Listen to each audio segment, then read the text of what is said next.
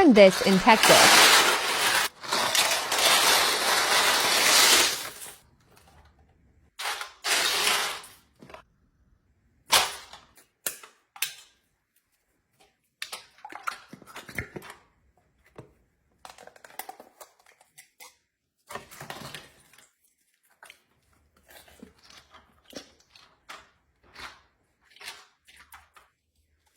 We need to add a little bit of milk because we're gonna need a liquid in here. Yeah, that's perfect. Milk also. You won't taste the vanilla because it'll be countered by all the other flavors. And you're just using really just a splash. Dijon mustard because we're gonna need some seasoning. Yep, more than you think. Take your salt and you're just gonna be generous. Great, that's perfect. Bacon bits. I use a whole container. Make sure you grab this because you cannot eat it. Take our black pepper. I like to put this on the cheese. That looks great. A little bit of garlic. Ooh, that strong pepper. I just like to shake it on. Ooh. We did salt already. We have a little bit of parsley we're gonna add. Specifically to the meat. We're gonna take our shredded cheese. I'm just gonna pour it kind of all over the top. Yep, whole bag, just like that. Spread it out. And now you're gonna say, are we gonna mix this? Of course we're gonna mix this up. So first of all, I like to use my hands. They're freshly washed, so there's no worries there. I'm just gonna mix. So I like to do it this way because I can get this meat crushed up real nice. And I can also get a feel on how much liquid is in here. I am gonna need more liquid. Okay, so this is good. I can see how mixed up we are. It also helps me get, I get the sour cream everywhere, right? It's getting the sour cream everywhere. I can take this cream cheese and I can break it up into bits. So we're not gonna fully get all of this stuff mixed in, but it really helps me mix it up just a bit. So this is honestly my most favorite way to make a mac and cheese.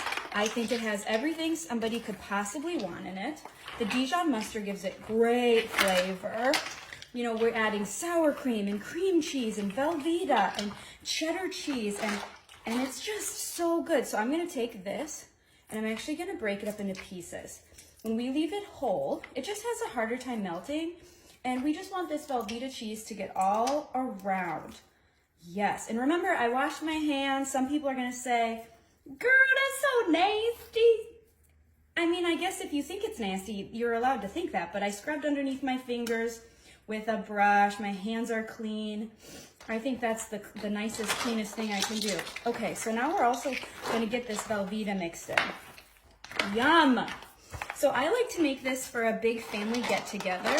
If it's a summer barbecue or Christmas, Thanksgiving, who doesn't love a hamburger helper-ish type? All right, I have my water, which is gonna serve as my other liquid. And with all these other cheeses in here, people are gonna say, is this just gonna be a watery meal? No, think of all the cheese in here. It's gonna make it into this delicious, deliciousness. So we're just gonna, again, make sure we got our water all mixed in. Yeah, because that's what's gonna cook our noodles. Brilliant. Cheese next. This just creates our top layer. So this is extra cheesy mac and cheese. And I promise you, this is gonna be everyone's favorite. Now you can modify if you taste it and you don't love the Dijon mustard flavor, or you taste it and you're like, do you know what I really don't like is the hamburger in there or the bacon bits. You can take out whatever you don't like, okay? Okay.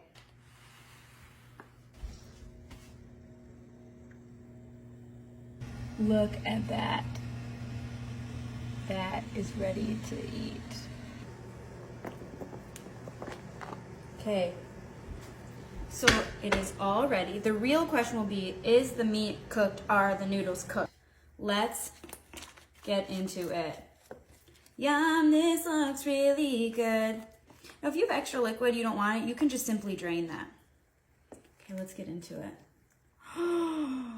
Look Look at how gushy that is. Are you kidding me? It's clearly melty. Yum. Look at that. Cooked burger in there. Wow, that looks like some yummy mac and cheese. Look at all the cheese on there. That's good. Yum. Look at this. Ooh, that's good looking. Look at this. Yeah. Oh, okay. Okay, so we probably need to put it back in the oven for a little bit.